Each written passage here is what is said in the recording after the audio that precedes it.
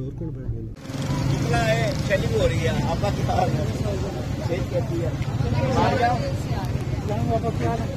भाई बहुत शेलिंग हुई है।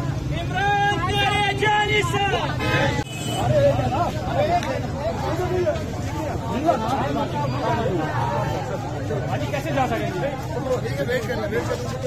अच्छा आप साइड इधर आ जाइए, इस साइड पे आप सब आते हैं। मुझे समझ नहीं आती। No वो बोगी न गद्दार, सबका जिक्र सबका यार।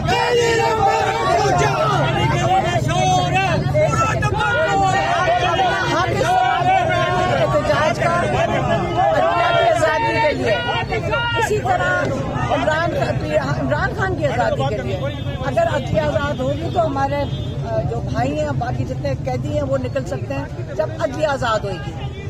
और इसलिए सबको अपना हिस्सा डालना है, यहाँ किसी को लीड करने की जरूरत नहीं है, सब अपना अपना हिस्सा डालें। मीडिया से क्या पैगाम है खान साहब का? खान साहब ने कहा आज अगर आज हम इंडिया की आज़ादी के लिए नहीं है। आज हम जज साहब को बताया कि हम आपकी आज़ादी के लिए जा रहे हैं, तो तेरे रास्ते में हमें अडियाला से यहाँ तक पहुँचा दें। तो जज साहब ने हमें यहाँ तक जज साहब के प्रोटोकॉल में आए हैं क्योंकि 3-4 जगहों पे कंटेनर खड़े थे। तो ये जज साहब भी हमें यहाँ लेकर आए हैं क्योंकि उनको पता है हम उनकी आज़ादी के लिए निकले हुए हैं। शेलिंग हो रही है, आगे जाने का इरादा है? क्यों?